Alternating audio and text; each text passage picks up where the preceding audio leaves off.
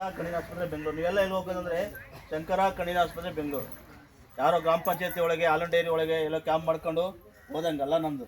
ನಾನು ನಿಮ್ಮ DH office ಇದೆ, DH office Mysuru DH office ಇದೆಲ್ಲ, ಅಲ್ಲಿ ಜಿಲ್ಲಾ ಅಂಡರ್ಸ್ಟ್ಯಾಂಡ್ ನಿಯಂತ್ರಣ ಕಣ್ಣಿನ ಸಂಬಂಧಪಟ್ಟದ ಒಂದು ವಿಭಾಗ ಇದೆ. ನಾನು ಅಲ್ಲಿಗೆ ಲೆಟ್ರ್ MOI ಅಂದರೆ ಒಡಂಬಡಿಕೆ ಅಂತೀವಿ, ಅದನ್ನು ಕೊಟ್ಟು ನಾನು ಒಡಂಬಡಿಕೆ ಮಾಡ್ಕೊಂಡಿದ್ರೆ ನಾನು ಹಾಸ್ಪಿಟಲ್ ಬಂದು ಡಾಕ್ಟರ್ ಸರ್ಜರಿ ಮಾಡ್ತಾರೆ ಎಲ್ಲ ನೋಡಿ ನಮ್ಮ DH ಅವರು ಬಂದು ನೋಡಿ ಹೌದು ನೀವು ಕ್ಯಾಂಪ್ ಮಾಡ್ಬೋದು ಅಂತ ನನಗೆ ಪರ್ಮಿಷನ್ ಕೊಟ್ಟಿದ್ದಾರೆ. ಆಯ್ತಲ್ಲ, ನಾನು 2 ಆಧಾರ್ ಕಾರ್ಡ್ 2 ರೇಷನ್ ಕಾರ್ಡ್ ಏನು ತಗೋತೀನಿ ಅಂದರೆ, ಒಂದು ನಾನು ಇಟ್ಕೋತೀನಿ, ಒಂದು ನಿಮ್ಮ ಡಿಸ್ಟಿಕ್ ಒಳಗೆ ನಾನು ಹೇಳಿದಲ್ಲ ಇಲ್ಲ ಅಂದತ್ತು ಅಂತ ಅದು ಕೊಟ್ಬಿಟ್ಟು ನನಗೆ ಮುಂಚೆ ಕ್ಯಾಂಪ್ ಮಾಡಿದ್ದೆ.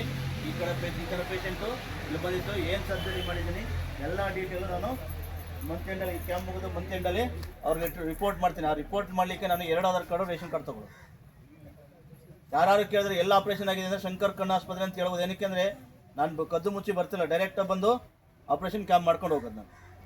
ಆಯ್ತಲ್ಲ, ನನ್ನಲ್ಲಿ ಬರೀ ಶಂಕರ್ ಹಾಸ್ಪಿಟಲ್ ಫೆಸಿಲಿಟಿ ಏನಂದರೆ ಬರೀ ಪೊರೆ ಆಪ್ರೇಷನ್ ಒಂದೇ ಮಾಡಲ್ಲ. ಪೊರೆ ಆಪ್ರೇಷನ್ನು, ದುರ್ಮಾಂಸ, ರೆಟಿನಾ, ಕಾರ್ನಿಯಾ, ಗ್ಲೋಕೋಮೋ, ಜೊತೆಗೆ ಪೀಡಿಯಾಟಿಕ್ ಸಣ್ಣ ಮಕ್ಕಳಲ್ಲಿ ನಮ್ಮಲ್ಲಿ ಮಾಲ್ಗಣ್ಣು ಓರ್ಗಣ್ಣು ಅಂದ್ರೆ ಗೊತ್ತಲ್ಲ, ಹಳ್ಳಿ ಕಡೆ ಹುಟ್ಟಿದ್ರೆ ಏನಂತೀವಿ ಅದನ್ನು ಮಾಲ್ಗಣ್ಣು ಅಂತೀವಿ. ಜೊತೆಗೆ ಏನಂತೀವಿ ಅದನ್ನು ಅದೃಷ್ಟ ಮಗು ಅಂತೀವಿ.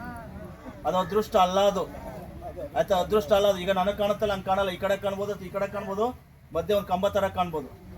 ದೊಡ್ಡ ಆಗ್ತಾ ಆಪ್ರೇಷನ್ ಮಾಡೋಕ್ಕೆ ಕಷ್ಟ ಆಗ್ಬೋದು. ಅದಕ್ಕೇನು ಮಾಡಬೇಕು, ನಿಮ್ಮ ಊರಲ್ಲಿ ಇದ್ರೆ ಇದು ಅದೃಷ್ಟ ಅನ್ನೋ ಇದು ಹೋಗ್ತಾ ಹೋಗ್ತಾ ದೃಷ್ಟಿ ಸಮಸ್ಯೆ ಆಗುತ್ತೆ ಅಂತ ನಾನು ಶಂಕರ್ ಹಾಸ್ಪಿಟಲ್ ಅವರು, ಬೇರೆ ಯಾರು ಮಾಡ್ತಾರೆ ಗೊತ್ತಿಲ್ಲ, ಶಂಕರ್ ಹಾಸ್ಪಿಟಲ್ ಅವರು ಆಪ್ರೇಷನ್ ಕ್ಯಾಂಪ್ ಮಾಡಿದಾಗ ಕರ್ಕೊಬನ್ನಿ, ನಾವು ಫ್ರೀ ಆಪ್ರೇಷನ್ ಮಾಡ್ತೀವಿ.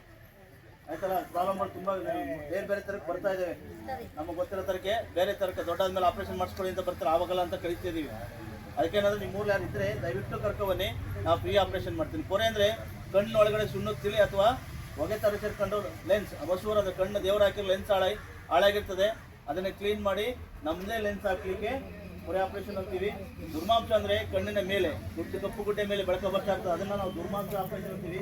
ದುರ್ಮಾಂಸ ಆಪ್ರೇಷನ್ ಮಾಡಿದ್ರೆ ನಿಮಗೆ ದೃಷ್ಟಿ ಚೇಂಜ್ ಆಗಲ್ಲ, ಏನಕ್ಕೆ ಒಳಗಡೆ ಲೆನ್ಸ್ ಹಾಕಲ್ಲ. ಪೊರೆ ಆಪ್ರೇಷನ್ ಮಾಡಿದ್ರೆ ಲೆನ್ಸ್ ಹಾಕ್ತೀವಿ, ಇದಕ್ಕೆ ಲೆನ್ಸ್ ಹಾಕಲ್ಲ, ಮೇಲೆ ಮಾತ್ರ ತೆಗೆದ್ಬಿಟ್ಟು ಒಂದು ಔಷಧಿ ಕೊಟ್ಟು ಕಳಿಸಿರ್ತೀವಿ. ನಾನು ಆಪ್ರೇಷನ್ ಮಾಡಿಸ್ಕೊಂಡ್ಬಂದು ಗಣ್ಣೆ ಕಾಣಲ್ಲ, ಮೊದಲೆಷ್ಟು ಕಾಣಿದ್ರೆ ಅಷ್ಟೇ ಕಾಣುತ್ತಾ ಅಂತ ಅನ್ಕೋಬಾರ್ದು. ಯಾಕಂದರೆ ಅದಕ್ಕೆ ನಾವು ಲೆನ್ಸ್ ಹಾಕಿರಲ್ಲ, ನಿಮಗೆ ದುರ್ಮಾಂಸ ಆಪ್ರೇಷನ್ ಮಾಡಿದ್ರೆ ಮೇಲ್ಗಡೆ ಮಾತ್ರ ತೆಗೆದ್ಬಿಟ್ಟು ವಾಪಸ್ ಕಳಿಸಿರ್ತೀವಿ. ಎಂತ ರೆಟಿನಾ ಮೇಡಮ್ ಹೇಳಿದ್ರಲ್ಲ, ರೆಟಿನಾ ಆಪ್ರೇಷನ್. ಇನ್ನೊಂದು ಗ್ಲೋಕೋಮೋ ಅಂದರೆ ಕಣ್ಣಲ್ಲಿ ತುಂಬ ನೋವು ಬರ್ತಿರ್ತದೆ, ಮೇಲೆ ನೋಡಿದ್ರೆ ಗೋರ್ಕೆ ಥರ ಬಂದರೆ ಅದನ್ನು ನಾವು ಗ್ಲೋಕೋಮೋ ಅಂತೀವಿ. ಜೊತೆಲಿ ಕಾರ್ನಿ ಅಂದರೆ ಕಪ್ಪು ಗುಡ್ಡೆ, ಕಲ್ಲು ಕಡಿಮೆ ಬಿದ್ದು ಕಪ್ಪು ಗುಡ್ಡೆ ಡ್ಯಾಮೇಜ್ ಆಗಿಬಿಡುತ್ತೆ, ಹೊಟ್ಟೋಗ್ಬಿಡ್ತದೆ. ಅದು ಕಪ್ಪು ಗುಡ್ಡೆ ಸ್ವಲ್ಪ ಲೈಟ್ ಕಾಣ್ತದೆ, ಕಪ್ಪು ಗುಡ್ಡೆ ಚೇಂಜ್ ಮಾಡೋಕ್ಕಾಗಲ್ಲ ಅಂತ ಕೆಲವರು ಹೇಳಿದ್ರೆ ಅದನ್ನು ನಾನು ಕರ್ಕೊಂಡೋಗಿ ಆಪ್ರೇಷನ್ ಮಾಡಿಕೊಡ್ತೀನಿ. ರಾಜ್ಕುಮಾರ್ ಟ್ರಸ್ಟ್ ಗೊತ್ತಲ್ಲ, ರಾಜ್ಕುಮಾರ್ ನೇತ್ರಾಲಯ ಇದು ಟ್ರಸ್ಟ್ ಇದೆಲ್ಲ, ಅಲ್ಲಿಗೆ ನಾನು MOI ನಾನು ಹೆಂಗೆ ಮಾಡ್ಕೊಂಡಿದ್ದೀನಿ ಹಂಗೆ ಅಲ್ಲೂ MOI ಮಾಡ್ಕೊಂಡಿದ್ದೀನಿ. ಮೊದಲು ಪುನೀತ್ ರಾಜ್ಕುಮಾರ್ ಇದ್ದಾಗ ನನಗೆ MOI ಮಾಡಿಕೊಂಡು ಯಾರೇ ದಾನಿಗಳು ಅಂದರೆ ಏನು ತೀರೋಗಿರುತ್ತಲ್ಲ, ತೀರೋಗಿರೋ ನಮಗೆ ಕಣ್ಣು ಕೊಡ್ತಾರೆ, ಎಲ್ಲಿಗೆ ಶಂಕರ್ ಹಾಸ್ಪಿಟಲ್ ಕೊಡ್ತಾರೆ, ನಾವು ಫ್ರೀ ಆಪ್ರೇಷನ್ ಮಾಡ್ತೀವಿ. ಪುನೀತ್ ರಾಜ್ಕುಮಾರ್ ಮಾಡಿದ್ರು, ಅವರು ಇಲ್ಲ ಅಂದಮೇಲೆ ಅವ್ರ ಮೇಡಮ್ ಅಶ್ವಿನಿ ಮೇಡಮ್ ಇದಲ್ಲ, ಅವ್ರು ಕ್ಯಾಂಪ್ ಮಾಡ್ತೀವಿ. ಪ್ರತಿ ವರ್ಷ ಅವ್ರ ಕ್ಯಾಂಪು ಸಿದ್ಧಗಂಗಾ ಮಠದಲ್ಲಿ ಎಲ್ಲ ಸ್ಕೂಲ್ ಮಕ್ಕಳಿಗೂ ಮಾಡ್ತೀವಿ ಶಂಕರ್ ಹಾಸ್ಪಿಟಲ್ ಅವರು. ಜೊತೆಗೆ ಒಂದು ವರ್ಷಕ್ಕೆ 1 ಸರಿ 2 ಸರಿ ಪುನೀತ್ ರಾಜ್ಕುಮಾರ್ ವೈಫ್ ಅಶ್ವಿನಿ ಮೇಡಮ್ ಬಂದು ನಮ್ಮ ಹಾಸ್ಪಿಟಲ್ ನೋಡ್ಕೊಳ್ತಾರೆ. ಏಕೆಂದರೆ ನಾವು ಫ್ರೀ ಇಷ್ಟು ಜನಕ್ಕೂ ಫ್ರೀ ಮಾಡ್ತೀವಲ್ಲ, ಅಷ್ಟು ಜನಕ್ಕೂ ಫ್ರೀ ಮಾಡೋದ್ರಿಂದ ಬಂದು ನಮ್ಗೆ ನೋಡ್ಕೊಂಡು ಮಾತಾಡ್ಸ್ಕೊಂಡು ಇಷ್ಟೆಲ್ಲ ಆಪ್ರೇಷನ್ ಮಾಡ್ತೀನಿ. ಆಮೇಲೆ ದಿನಕ್ಕೆ 100ರಿಂದ 150 ಆಪ್ರೇಷನ್ ಮಾಡ್ತೀನಿ, ಒಂದು ದಿನಕ್ಕೆ 100ರಿಂದ 150 ಆಪ್ರೇಷನ್ ಮಾಡ್ತೀನಿ. ಇಷ್ಟೆಲ್ಲ ಆಪ್ರೇಷನ್ ಮಾಡ್ತೀನಿ, ಜೊತೆಗೆ 100ರಿಂದ 150 ಜನ ಆಪ್ರೇಷನ್ ಮಾಡ್ತೀನಿ ಅಂದಾಗ ಸುಮ್ಮನೆ ಹೋದ್ರು ಬಂದರು ಅನ್ನೋಂಗಿಲ್ಲ. ನಂದು ಕೆಲವು ಕಂಡೀಷನ್, ನಂದು ಅಂದರೆ ಹಾಸ್ಪಿಟಲ್ ಕಂಡೀಷನ್.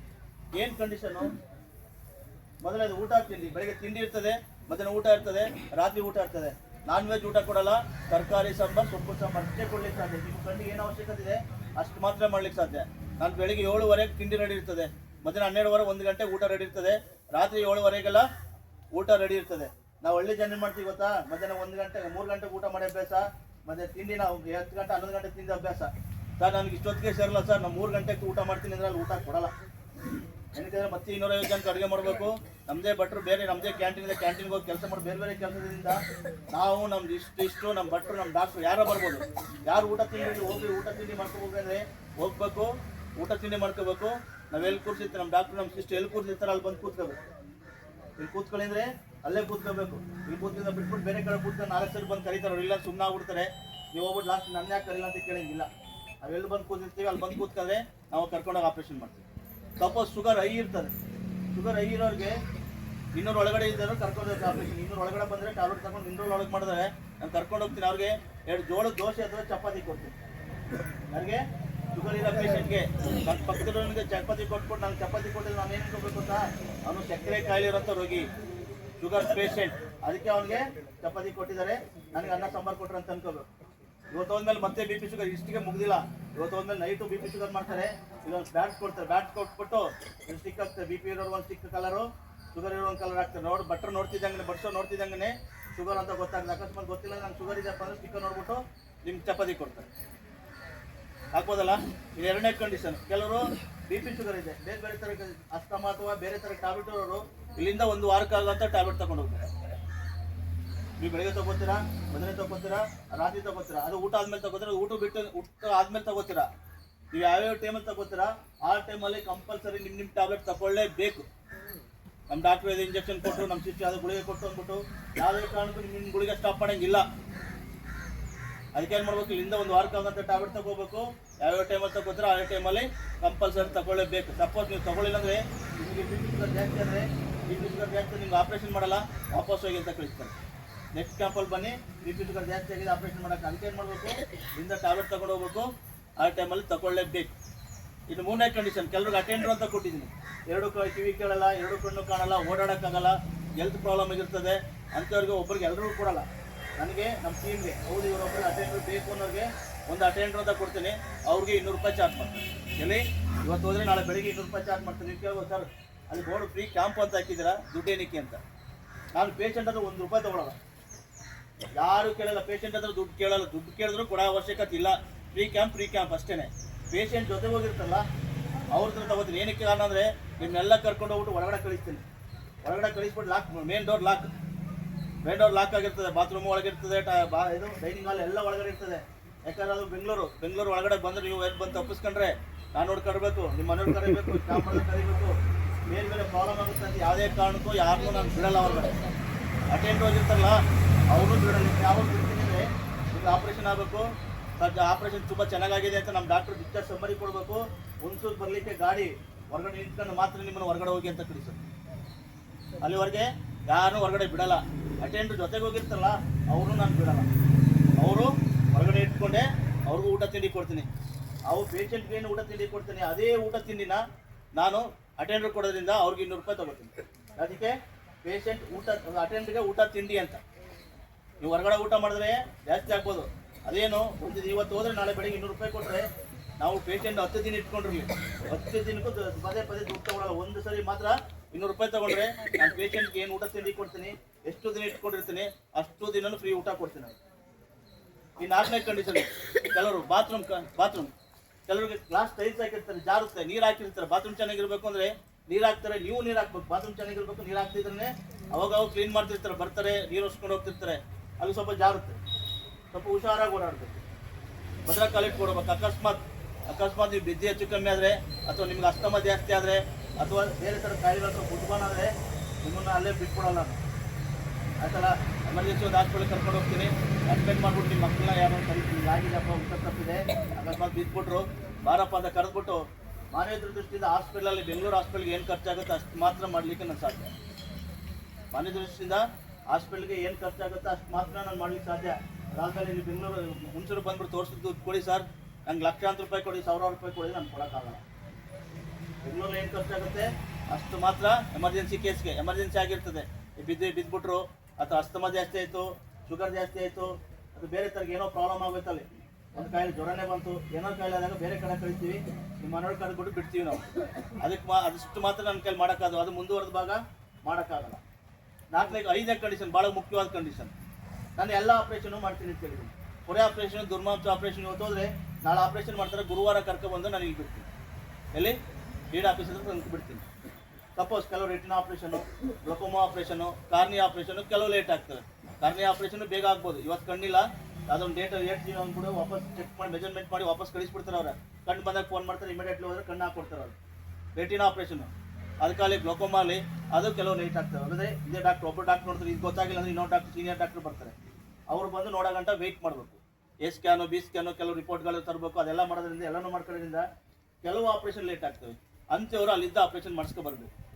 ಪ್ರಾಬ್ಲಮ್ ಏನು ಗೊತ್ತಾ, ಹುಣಸೂರು ಪೇಷಂಟ್ ಒಂದು ಬಸ್ಸು ಈಗ 50-60 ಜನ ಕರ್ಕೊಂಡು ಹೋಗ್ತಾ ಇದ್ದೀನಿ, 59 ಜನ ಡಿಸ್ಚಾರ್ಜ್ ಮಾಡಿ ಒಬ್ಬರು ಬಿಡಿಸ್ಕೊಬಿಡ್ತೀನಿ ನಾನು. ನಿನ್ನ ಕಣ್ಣು ಸರಿಯಾಗಿಲ್ಲಪ್ಪ, ನಿನ್ನ ಕಣ್ಣು ಸರಿ ಮಾಡಿ ವಾಪಸ್ ಕಳಿಸ್ಕೊಡ್ತೀನಿ ಇರಿ ಅಂದರೆ ಅಲ್ಲಿ ಇರಬೇಕು. ಒಬ್ಬರು ಉಳಿಸ್ಕೋಬೋದು, 10 ಜನ ಉಳಿಸ್ಕೋಬೋದು. ನಾವು ಎಷ್ಟು ದಿನ ಇರ್ತೀವಿ ಅಷ್ಟು ದಿನ ಇದ್ದು ಆಪ್ರೇಷನ್ ಮಾಡಿಸ್ಕೊಬರ್ಬೇಕು. ಪ್ರಾಬ್ಲಮ್ ಏನು ಗೊತ್ತಾ, ಹುಣಸೂರು ಬಸ್ ಹೋಗ್ತದೆ ಅಂದರೆ ನಿಮ್ಮ ಆಪ್ರೇಷನ್ನು ಬೇಡ, ಬೇಡ, ನಾನು ಬಿಟ್ಕೊಡಿ. ನಾನು ಊರವ್ರು ಅಂತ ನಾನು ಹೋಗ್ತೀನಿ, ನಾನು ಒಟ್ಟೋಗಿ ಊರು ತಲುಪಿದ್ರೆ ಬಿಟ್ಕೊಡಿ, ಹಂಗೆ ಮಾಡೋಂಗಿಲ್ಲ ಅದು. ನಾನು ಬೆಂಗಳೂರು ಕರ್ಕೊಂಡು ಏನಕ್ಕೆ ಹೋಗ್ತಿರೋದು ಹಾಸ್ಪಿಟ್ಲಿಗೆ? ನನ್ನ ಕಣ್ಣಲ್ಲಿ ಸಮಸ್ಯೆ ಇದೆ. ನನ್ನ ಕಣ್ಣಲ್ಲಿ ಸಮಸ್ಯೆ ಇರಲಿಕ್ಕೆ ನಾನು ನನ್ನ ಸಮಸ್ಯೆನ ಸರಿ ಮಾಡಲಿಕ್ಕೆ ನಾನು ಬೆಂಗಳೂರು ಹೋಗ್ತಿರೋದು, ಹಾಸ್ಪಿಟ್ಲ್ ಹೋಗ್ತಿರೋದಲ್ಲ. ನಿಮ್ಮ ಕಣ್ಣು ಸರಿ ಮಾಡಲಿಕ್ಕೆ ನನಗಿಂತ ನಮ್ಮ ಡಾಕ್ಟ್ರಿಗೆ ಸಿಸ್ಟ್ರಿಗೆ ಎಷ್ಟು ದಿನ ಟ್ರೀಟ್ಮೆಂಟ್ ಮಾಡಬೇಕು, ಯಾವ ಥರ ಟ್ರೀಟ್ಮೆಂಟ್ ಮಾಡಬೇಕು ಅಂತ ಅವ್ರಿಗೆ ಗೊತ್ತಿದೆ. ಅಲ್ಲಿದ್ದು ಆಪ್ರೇಷನ್ ಮಾಡಿಸ್ಕೋಬೋದು, ಆಯ್ತಲ್ಲ? ಅಷ್ಟು ದಿನ ಇದ್ದು ಆಪ್ರೇಷನ್ ಮಾಡಿಸ್ಕೊ ಬರ್ಬೇಕು ಅಲ್ಲಿಂದ. ಸಪೋಸ್ ಸರ್ ಬೆಂಗಳೂರು ಗೊತ್ತಿಲ್ಲ ಅಂದ್ರಲ್ಲ ಸರ್, ನಾನು ಹೆಂಗೆ ಹುಣಸೂರಿಗೆ ಹೋಗ್ಬೇಕು ಸರ್? ಬೆಂಗಳೂರು ನೀವು ಬಿಡಲ್ಲ ಅಂದ್ರೆ ಹೆಂಗೆ ಹೋಗ್ಬೇಕು ಸರ್? ಹುಣಸಿಗೆ ನೀವು ಕಾರ್ಡ್ ಕೊಟ್ಬಿಟ್ಟು ಹತ್ತಿದ್ರೆ ರೆಸ್ಪಾನ್ಸ್ ಅದು ನಂದು. ಕ್ಯಾಂಪ್ 6 ಅಂತ ನಾ ಇರ್ತೀನಿ, ನಂದು ರೆಸ್ಪಾನ್ಸ್. ಪ್ರತಿ ಒಂದು ವಿಷಯನೂ ರಾತ್ರಿ 12 ಗಂಟೆ 1 ಗಂಟೆ ಆದ್ರೂ ನನ್ನ ಫೋನ್ ಬರ್ತಿರ್ತದೆ, ಆಯ್ತಲ್ಲ? ರೆಸ್ಪಾನ್ಸ್ ಹಂಗೆ ಇರ್ತದೆ. ನನ್ನ ಕಾರ್ಡ್ ಕೊಟ್ಟು ಹತ್ತಿದ ಮೇಲೆ ರೆಸ್ಪಾನ್ಸ್ ನಂದು. ನಿಮ್ಗೆ ಕರ್ಕೊಂಡ್ಬಂದ್ಬಿಡ್ಬೇಕಲ್ಲ, 5 ಜನ ಉಳ್ಕೊಂಡ್ರೆ ನನ್ನ ಗಾಡಿ ಬರಲ್ಲ, ಆಯ್ತಲ್ಲ? 5 ಜನ ಉಳ್ಕೊಂಡು ಗಾಡಿ ಬರಲ್ಲ. ಬಸ್ ಸ್ಟ್ಯಾಂಡ್ ಕರ್ಕೊಬರ್ತೀನಿ. ಬಸ್ ಸ್ಟ್ಯಾಂಡ್ ಕರ್ಕೊಬರೋ ಅವಶ್ಯಕತೆ ಇಲ್ಲ, ಯಾಕಂದ್ರೆ ಭಾನುವಾರ ಪಿರಿಯಾಪಟ್ಟಣ ಕ್ಯಾಂಪ್ ಇದೆ. ಭಾನುವಾರ ಪಿರಿಯಾಪಟ್ಟಣ ಕ್ಯಾಂಪ್ ಇದೆ. ಪಿರಿಯಾಪಟ್ಟಣ ಕ್ಯಾಂಪ್ ಕರ್ಕೊಬಂದು ಬಿಡ್ಬೋದು. ಇಲ್ಲಿ ನಾನು ಹುಣಸೂರಿಗೆ ಕರ್ಕೊಂಡು ಬಸ್ ಸ್ಟ್ಯಾಂಡ್ ಕೊಟ್ಬಿಟ್ಟು ಹೋಗ್ಬೋದು. ಅಕಸ್ಮಾತ್ ಇಲ್ಲ ಬಸ್ ಸ್ಟ್ಯಾಂಡ್ ಕರ್ಕೊಬರ್ತೀನಿ. ಮೈಸೂರಿಗಾದ್ರೆ ಮೈಸೂರು ಕರ್ಕೊಬರ್ತೀನಿ, ಅಂದರೆ ಸ್ಯಾಟಲೈಟ್ ಬಸ್ ಸ್ಟ್ಯಾಂಡ್ ಕರ್ಕೊಬಂದ್ಬಿಟ್ಟು ಹೆಂಗಸರಿಗೆ ಆಧಾರ್ ಕಾರ್ಡ್ ತೋರಿಸ್ಬಿಟ್ಟು ಟಿಕೆಟ್ ತಗೊಡ್ತೀನಿ. ಹೆಂಗಸರಿಗೆ ನಿಮ್ಮ ಜಿರೆಕ್ಸ್ ಕೊಟ್ಟಿದ್ದಲ್ಲ, ಇನ್ನೊಂದು ಜಿರೆಕ್ಸ್ ಮಾಡ್ಕೊಬಂದು ಟಿಕೆಟ್ ತಗೊಡ್ತೀನಿ. ಗಂಡಸರಿಗೆ ಅಲ್ಲಿಂದ ಬರ್ಲಿಕ್ಕೆ ಇಲ್ಲಿಗೆ ದುಡ್ಡು ಎಷ್ಟಾಗುತ್ತೆ ಅಷ್ಟು ದುಡ್ಡು ಟಿಕೆಟ್ ನಾನು ತಗೊಡ್ತೀನಿ. ಯಾರು ಬೆಂಗಳೂರು ಹಾಸ್ಪಿಟಲ್ ನಾವು ಅಂದರೆ ನಮ್ಮ ಟೀಮವ್ರು ಯಾರು ಇರ್ತಾರೆ ಅವ್ರು ಟಿಕೆಟ್ ತಗೊಡ್ತೀನಿ. ಸಪೋಸ್ ಹುಣಸೂರಿಗೆ ಬಸ್ ಕಮ್ಮಿ, ಬೆಂಗಳೂರಿಂದ ಬಸ್ ಕಮ್ಮಿ ಇರೋದ್ರಿಂದ ಮೈಸೂರಿಗೆ ಒಂದೊಂದು ನಿಮಿಷಕ್ಕೆ ಒಂದೊಂದು ಬಸ್ ಇರ್ತವೆ.